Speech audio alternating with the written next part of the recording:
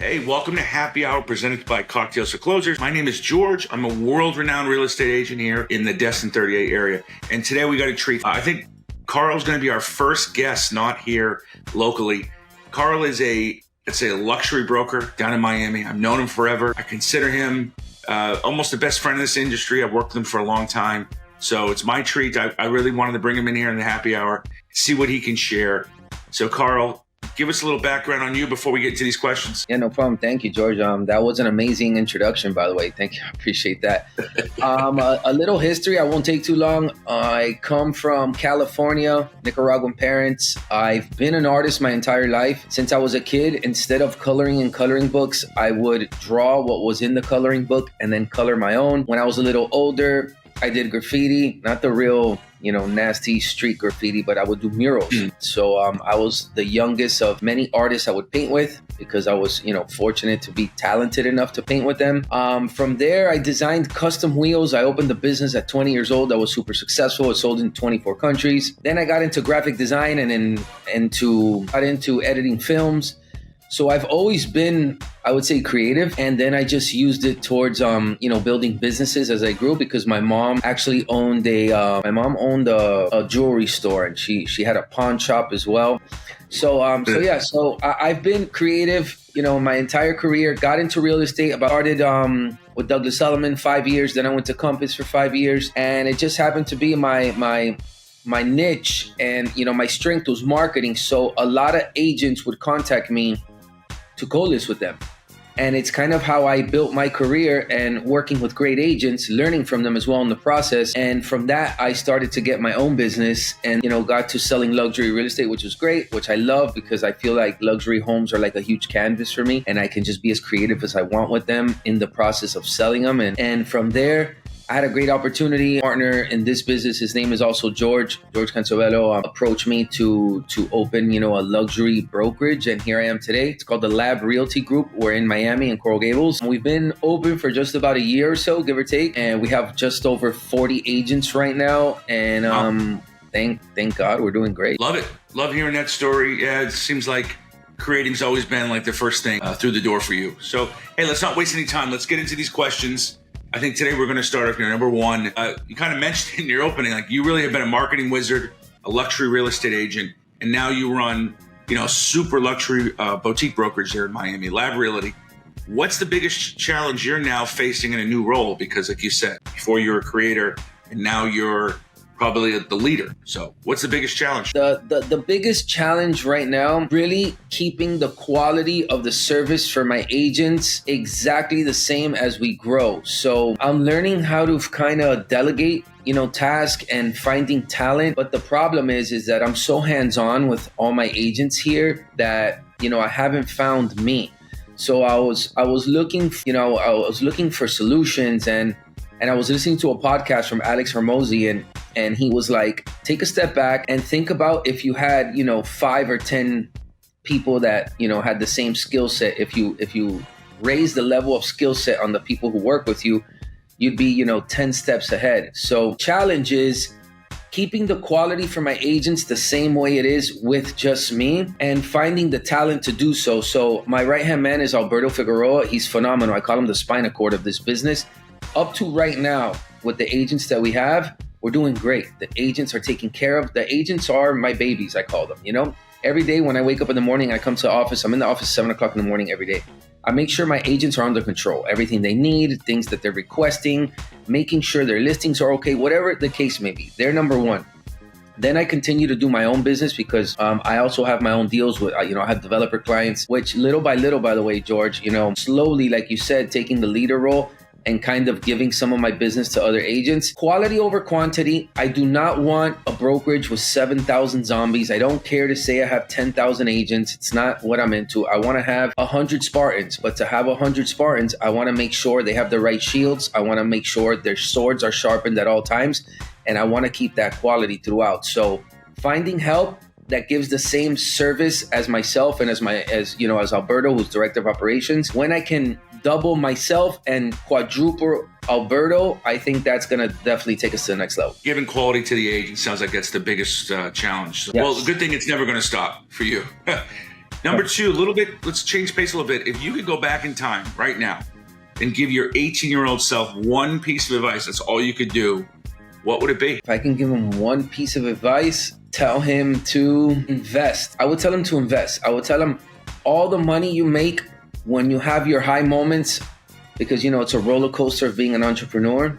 Or I would tell him invest in Bitcoin and sell it before the date of the crash. When Bitcoin was like $5. One of those two, I think, would be. So you had all these jobs, but I'm really curious. What was your first job? My first job was a bag boy at Publix. My first job, 15 years old, I was a bag boy, and I actually, I would talk to the other bag boys. I'll tell you a quick story. It's pretty funny. I would always talk to the people.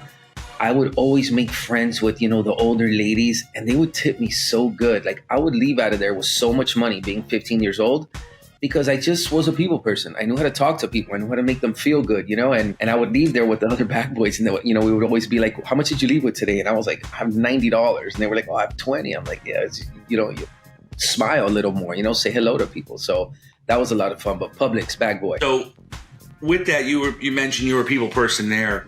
Do you think that's obviously just carried over? It's been simple for you? I'm sorry, you broke up a little bit there at the end. I said, do you think even starting out at that age at 15 and you were already in the ability, probably in the service industry that early, typically, what do you think that carried over for you? Do you think you've always been customer or service first? Yes, and I think that's, you know, some people are trained to do it and some people it just comes naturally. And I have to say that I've just been a people person. I think, you know, I've always been kind of person. Like, I'm not afraid to talk to people. I like, you know, doing the best that I can in whatever I do. So it's definitely something that came natural to me. But yes, being, you know, from there and you know, of course, doing different jobs, everything has helped. You know, I call it the staircase. Everything has helped to get to where you are today. I love that. You're in Miami. Tell us, you know, it's probably one of the hottest cities in America. It has been for a long time. What's the most underrated part of living there? Part I would say is we have a lot of amazing restaurants. I don't know. I mean, most people think about Miami, which, you know, people from the outside in always say, oh, we're going to South Beach. You know, South Beach is the most like tourist place that nobody goes to that lives here, really. You have some amazing restaurants. I would say just like little pockets on the outside. There's so much more to do than the nightlife and you know, the clubs and the drinking. There's great restaurants. You can even go down south and they have like farm style areas if you're into doing family things. To be honest, I think it's that. I think it's just not knowing all the other little things that Miami has to offer, which are so many. I can sit here and that can be a whole nother show. But we're more than just South Beach, drinks, messy buying mansions. There's just a lot more to it. And there's a lot of also family activities here that again, I guess you would only know if you have a family. I have 100 kids, by the way. Yeah. So basically more diversity than most people would think. Like you said, it's not just the club scene, high rises, all that. It really is a lot of diversity for family, a lot of different stuff than just going to the beach. Yes. So people think Miami and it's like immediately they think Rolls Royces, you know, the Porsche Tower, whatever the case may be, you know, 1000 Museum, Messi, all this, you know, luxury. And it's all around us, but there is definitely so much more. I wouldn't have thought about it that way. So here we go. Here's one. I love this. If you could have dinner, 3 people, dead or alive, who's it going to be? Who's on that dinner list? Dead or alive, if I can have dinner with 3 people right now, I would definitely have dinner with my mom. She passed away. I would love to have dinner with her again if I could. That was definitely my hero and someone who taught me everything, you know, before she passed. I would also like to have dinner with William Wallace because I watched the movie Braveheart probably 400 times and I just love the story behind it. Someone who's just so passionate about something, about an idea, you know, about what they believed in, and I loved it. And I would probably have dinner with Warren Buffett. So that's a diverse 3. Hey, you know, you mentioned something. I know what your mom meant to you, because obviously I know you before this. What do you think she'd say to you now? Oh, if you want me to be honest with me, she would say right now, you dumb mother beep, I told you to pay off all those things, invest in all that real estate when I told you to do so. And you'd be worth $100 million right now. She'd take off her sandal and probably hit me in the back of the head and then give me a kiss and a hug. You know? But yeah, that's probably my mom right there, if you want me to be like completely honest with you. But yeah, no, my mom was just the greatest human being ever, honestly. I love that, man. Good for you. So let's have some fun now, right? We got a little serious. So give me your favorite cocktail and where do you get it in Miami? All right, my favorite cocktail. Well, I'm going to tell you, George, I mean, you know me. I am a daytime Prosecco drinker. I am a barbecue Prosecco drinker. I am, even a lunch Prosecco drinker. But my favorite cocktail, and the last place I remember having it, was at Perry Steakhouse here in Coral Gables. Okay. A dirty martini, extra dirty, with blue cheese olives. It was so delicious. I mean, it's amazing. But you know how those are. They creep up on you. So I only can have maybe 1, 2 max. And I don't really drink hard alcohol a lot. So those are maybe once in a blue moon when I have them. But that's my favorite drink by far, is a dirty martini. And the last one I can remember that was absolutely delicious was there at Perry Steakhouse. And like I said, it was a dirty martini with blue cheese olives. It was incredible. New series we've been doing. Let's do some rapid fire. First thing comes to your mind, whatever the first answer is. So first one, what is one of your nicknames? One of my nicknames is Pihi. Yeah. Okay. If you could transform into one animal, which one would you choose? An eagle. An eagle. Would you rather travel to the past, or are you going to go to the future? Oh, that's a really good question. I would like to travel to the past. Going to the past. And this could be a dangerous one. What was your last Google search? I swear to you, my last Google search right now was trading bots for cryptocurrency. Was this morning, like an hour. Gotcha. And then we'll end up with this one. If you were a vegetable, what vegetable would you be? If I was a vegetable, what vegetable would I be? I would be broccoli. There you go. Well, hey, man, we hit them all. We had some fun, some rapid fire. I love hearing that story about your mom, man. That's great. I lost my dad too, so I kind of know what you mean about that. But hey, we just want to thank you so much, giving us a little insight on the lab, Miami, your upbringing, where you're at now. We love it. Thanks so much. And if for everybody out there, if you haven't had a chance, subscribe to the channel. I've been watching. I have not seen those clicks. You got to subscribe to get more guys like Karl. We're going to get more out of area interviews like this. This is so insightful for everybody. But Karl, thanks so much, my man. And I'm sure we'll talk soon, everybody. Thanks so much. Thank you, we'll see you. I appreciate you for having me. Thank you. Take care, everybody. Ciao.